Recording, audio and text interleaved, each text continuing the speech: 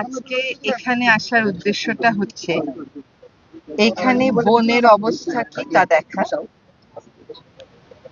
হাতি তো আমার ভাষা বুঝবে না, আপনারা বুঝবেন। হাতির উপযোগী জায়গা কতটুকুন আছে বা কতটুকুন জায়গা হাতির উপযোগী করলে হাতি ওই জায়গা থেকে আর বের হয়ে আসবে না, এটা বোঝা। এটাই হচ্ছে যুগোপযোগী কথা, এটাই হচ্ছে বৈজ্ঞানিক কথা। এখানে আবিষ্কারের কোনো প্রয়োজন নেই। বিশ্বের বহু জায়গাতেই হাতি এবং মানুষ সহাবস্থান করছে, কখনো কোনো কনফ্লিক্ট হচ্ছে না। আমাদের হচ্ছে জায়গা কম থাকার কারণে এবং খাওয়া কম থাকার কারণে হাতির যেটুকুন জায়গা হাঁটার কথা দৈনন্দিন এবং যেটুকুন খাওয়া পাওয়ার কথা ওইটুকুন সে হাঁটতে পারে না, খেতে পারে না বলেই সে লোকালয়ে চলে আসে। লোকালয়ে আসার পরে তার জীবনটা কি খুব আনন্দের হয়? তা তো হয় না, তার জীবনটাও খুব কষ্টের হয়। এখন আমরা কি করলে হাতি আর লোকালয়ে আসবে না সেটা আমাদেরকে চিন্তা করতে হবে। আমি দায়িত্ব নেওয়ার পরে 2 সপ্তাহে 12টি হাতি মারা গেছে। এটা কোনো স্বাভাবিক ঘটনা না। তার মানে এই সমস্যাটা বহুদিন যাবৎ অবহেলিত হতে হতে একদম চরমে পৌঁছে গেছে, যার ফলটা এখন আমরা দেখছি। এখন হাতিকে সৃষ্টির সেরা জীব বলা হয় নাই, মানুষকে বলা হয়েছে।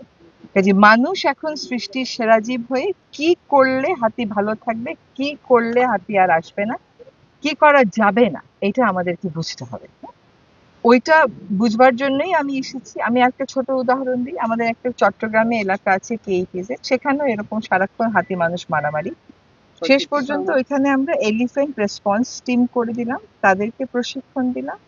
ছোট ছোট কতগুলো কাজ। ইন্ডাস্ট্রির ভিতরে যদি সারাক্ষণ হুইসেল বাজান, হাতি বিরক্ত হতে থাকে। সকালবেলা হাতির সাথে সেলফি তুলবেন, হাতিকে যদি আগুন ছুঁড়ে মারেন, বল্লম দিয়ে তাড়া দেন, ও ভয়ও পায়, তখন চলে যায়, কিন্তু ওর যে মনস্তত্ত্ব, ওর রাগ হয়, পরে এসেও মেরে ফেলে। এটা কোনোভাবেই কাম্য না যে মানুষ মারা যাবে। এখানে তো সান্ত্বনা দেওয়ার কোনো ভাষাই আমার নেই। এটাও কাম্য না যে হাতি মারা যাবে। সেইখানে বৈজ্ঞানিকদের থেকেও বড় হচ্ছে কমিউনিটি গ্রহণ করবে এমন কি কি কাজ আমরা করতে পারি। বিজ্ঞানী দিয়ে এই সমস্যার খুব একটা সমাধান হবে না, কারণ এটা নতুন বিজ্ঞান আবিষ্কারের কিছু নাই। আমাদের সাথে আন্তর্জাতিক খ্যাতি সম্পন্ন একজন বন্যপ্রাণী বিশেষজ্ঞ আমরা নিয়ে এসেছি ওনাকে, যে হাউ ডু উই অ্যাড্রেস ইট। এখন এখানে আপনাদের সহায়তা আমাদের লাগবে। এটা খালি বন বিভাগের দায়িত্ব না। অনেকেই মনে করে কি পরিবেশটা খালি পরিবেশ মন্ত্রণালয়ের দায়িত্ব।